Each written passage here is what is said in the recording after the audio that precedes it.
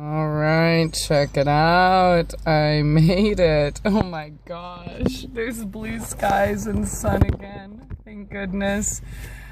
Whew, okay, so just a little update. I'm on a little road trip down south. Thank you to a donor who gave me a gas card to be able to do this. And basically chasing the sunshine. It's been really hard.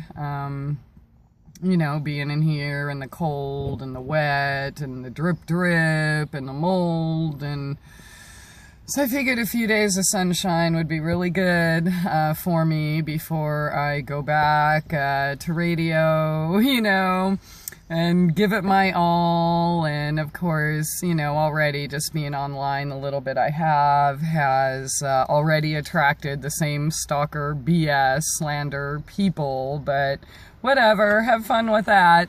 Anyways, I just want to say, usually I get really lucky. I mean, I try to be as smart as I can with my limited knowledge and finding places to park. And as I've mentioned before, I move around a lot. Sometimes a rest area, sometimes a truck stop, sometimes a neighborhood, sometimes, you know, just a street parking or whatever. And you know, so last night I'm in a city where, well, like these just tiny regular homes are 800,000 or more. So, yeah, those kind of people just don't like people sleeping in their car, I guess. And, you know, the funny thing is, this has happened in other places where any car is allowed to park on a street for 3 days, but they see mine and mine doesn't fit in their neighborhood, so they have to, like, after 20 minutes they call and say I've been there a week so I can get tagged and towed. But here, so I'm tired, forgive me, I didn't get my 8 hours or 10 or 12, but yeah, I woke up to banging on the door, and I'm like, oh, come on, really? Now what?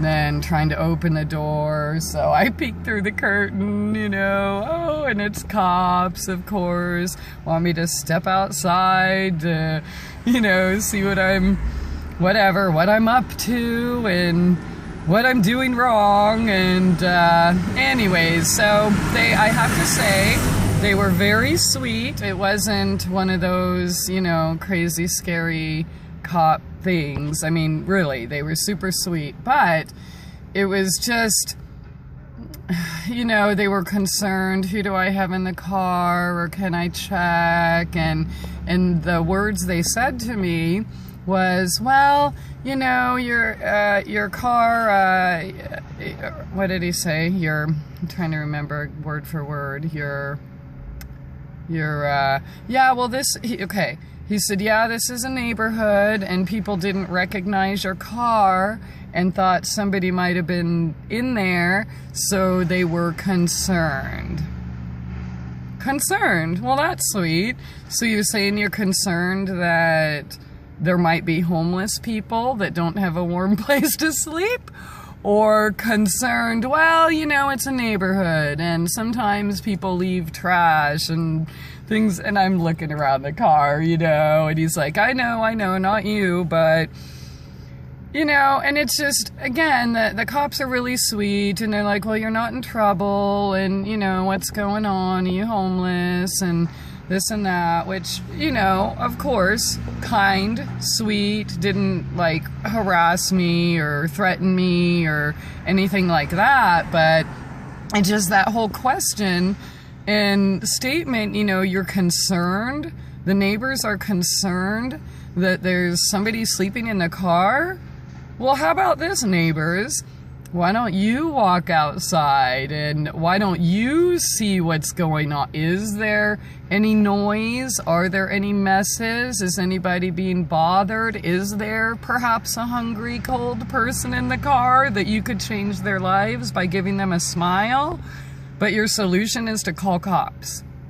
Yeah, call people with guns, because sleeping in one's car while poor is threatening, is scary, is what, we're going to infect you? I mean, come on. Anyways, so that was a good way to wake up this morning. And, you know, again, they were sweet, but it's just really sad, that whole mentality. You know, I've tried to explain before that there's a divide, and people fear homeless people or people sleeping in their car. Like, why? What is it to you? I mean, I've never called the cops on somebody sleeping in their car before or anything like that. It's like, I don't understand that mentality, but I do hope that it changes. And looking for stories and guests and things for homelessradiomagic.com after I get my little rest and rejuvenation period, because I know a lot of people think that you don't do anything when you're homeless, but nothing could be further from the truth. You know, the constant, perfect example this morning, the constant driving around to find a safe place or getting kicked out of here or there or whatever, in addition to the other stressful and, you know, situations I've had to deal with. But I totally lost my train of thought. I haven't had coffee yet.